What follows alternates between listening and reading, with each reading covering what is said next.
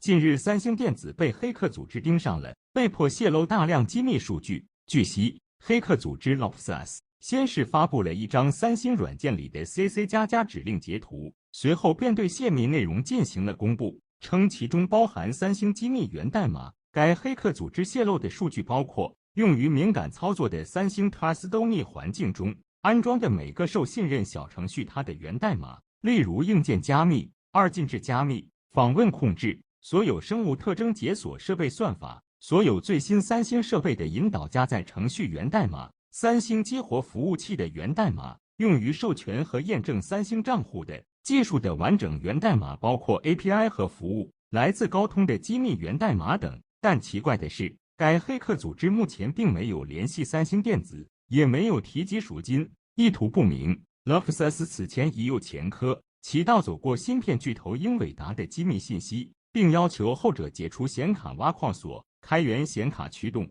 Loxus 攻击三星电子可能也有类似目的。黑客组织攻击科技巨头不分行业，截至目前，特斯拉、麦当劳、富士康等公司都遭遇过黑客入侵。去年7月左右，有黑客发起过一场全球勒索软件攻击行动，共袭击超过1000家公司。这比一次黑客入侵带来的危害更甚。黑客组织攻击科技巨头已经成为全球科技圈的一个重大隐患，因为科技巨头们身怀技术机密和客户资料，一旦泄露，不仅损害自身的商业利益，也危及客户的数据安全。在最新的声明中，三星电子承认了源代码泄露的事实，称旗下 Alexa 设备被泄露了近200GB 大小的数据信息，这些资料被拆分为3个压缩文件，通过点对点网络供外界下载，并可能包含部分高通的机密信息。但三星电子也在声明中表示，虽然被泄露的数据中含有部分内部数据，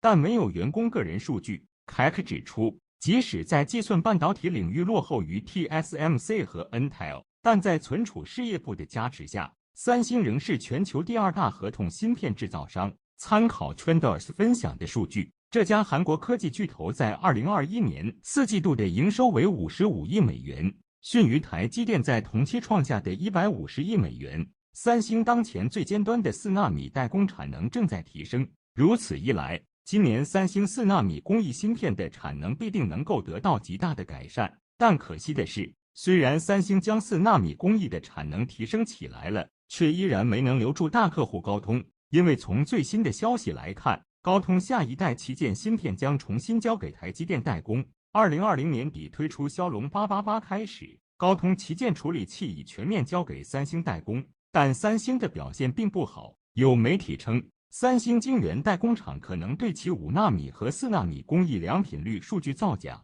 有一份数据显示，三星为高通代工的骁龙8 Gen1芯片组实际良品率仅为 35%， 意味着通过三星4纳米工艺代工，平均每100颗芯片只有35颗是能够用的。如此低的良品率，必然会极大地影响到成品芯片的交付量，所以早期搭载骁龙8 Gen1的手机才会如此大面积缺货。现在不缺货是因为三星已经将产能逐步提升上来了，但良品率依然糟糕。受良品率低和产能低的影响，高通对三星产生了极大的不满，因此下代旗舰芯片才会考虑交给台积电代工。媒体还指出，即便是三星的产能提升了，但是依旧无法挽回高通，因为骁龙8 Gen1 Plus、高通骁龙8 Gen2 等旗舰处理器都将交给台积电代工。从今年下半年开始，三星必将为工艺的不足而买单。值得一提的是，三星此前曾试图在晶圆代工领域挑战台积电，并计划在2022年抢先台积电量产更先进的3纳米工艺。现在失去了高通这个超级客户，意味着三星晶圆代工只能靠自家的 Exynos 处理器消化了。如此一来，台积电重新拿下高通的订单，也将进一步巩固其行业霸主的地位。三星想要超越台积电，恐怕已是异想天开。事实上，高通放弃三星再次选择台积电，也不光是因为三星的良品率低、产能不足等因素，其实还跟三星的稳定性和性能有着必然联系。从市场反响来看，无论是采用三星5纳米工艺的骁龙888，还是采用三星4纳米工艺的骁龙8 Gen1，其发热问题都很明显。难以很好的控制芯片的发热和功耗问题。相比之下，采用台积电5纳米工艺的苹果芯片口碑都相当好。另外，联发科最新款天玑9000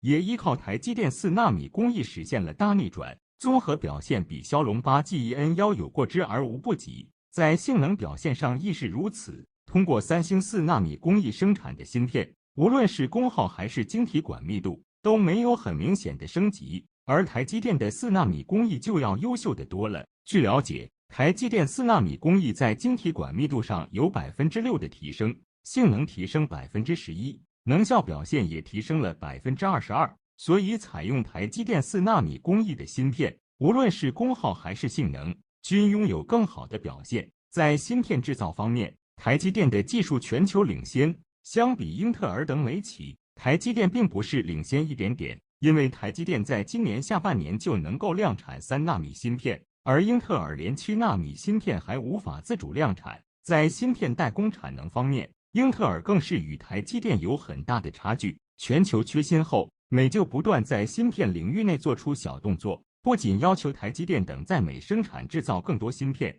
还明确表示要打造完整的芯片产业链。面对这样的做法，台积电明确表示美不可能掌握全球芯片产业链，更不可能打造出来完整的芯片产业链，即便是连续投资超500亿美元也不行。进入2022年后，美就敲定了520亿美元的芯片方案，其中390亿美元主要对芯片制造终端进行补贴，109亿美元则是对芯片研发设计等企业进行补贴。就目前而言，全球芯片制造技术最先进的企业主要集中在亚洲地区，而美在芯片制造方面已经落后。用台积电的话说就是，美芯片人才已经落后台湾很多，与其实现更多芯片在本土生产制造，不如先培养芯片人才。实际上，英特尔是美芯片制造技术最先进的企业，但至今不能量产7纳米制成的芯片，而美光是美本土的闪存芯片巨头，但芯片制造技术却落后三星等。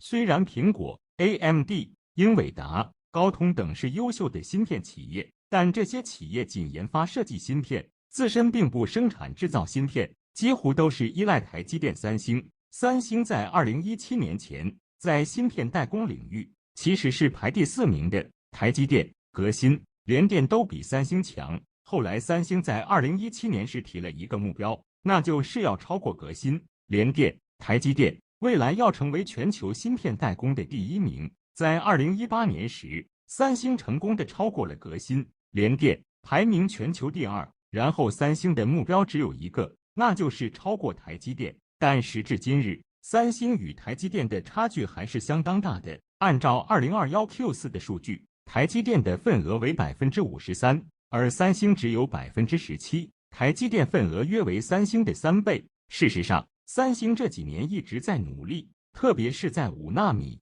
4纳米时更是卯足了劲，还拉拢了高通，意欲与台积电争霸一下。不过，或许因为三星太急于成功了，所以在4纳米时陷入了良率困境。按照媒体的说法，三星4纳米良率仅为35%，而台积电可达到70%，是三星的2倍。而良率低会造成什么样的后果？那就是产能太低，成本过高。35%的率良意味着生产100块晶圆，其中只有35块是正常的，另外的65块用不的。所以三星晶圆代工的主要客户正在流失，比如高通就决定将骁龙8 Gen1订单转向台积电生产，后续3纳米芯片也全量委托给台积电。对于三星而言，目前 GAA 技术的3纳米工艺成为了三星翻身的机会了。如果 GAA 工艺的3纳米表现不给力，那么三星将很难超越台积电。如果 GAA 工艺表现给力，那还是有机会的。但是台积电重新拿下高通的订单，也将进一步巩固其行业霸主的地位。三星想要超越台积电，恐怕已是异想天开。事实上，高通放弃三星再次选择台积电，也不光是因为三星的良品率低、产能不足等因素，其实还跟三星的稳定性和性能有着必然联系。从市场反响来看，无论是采用三星5纳米工艺的骁龙888，还是采用三星4纳米工艺的骁龙8 Gen1，其发热问题都很明显，难以很好的控制芯片的发热和功耗问题。相比之下，采用台积电5纳米工艺的苹果芯片口碑都相当好。另外，联发科最新款天玑9000也依靠台积电4纳米工艺实现了大逆转，综合表现比骁龙8 Gen1有过之而无不及，在性能表现上亦是如此。通过三星4纳米工艺生产的芯片，无论是功耗还是晶体管密度都没有很明显的升级，而台积电的4纳米工艺就要优秀的多了。由此可以看出，台积电的工艺确实要比三星更优秀，难怪高通正打算放弃三星，再次选择台积电。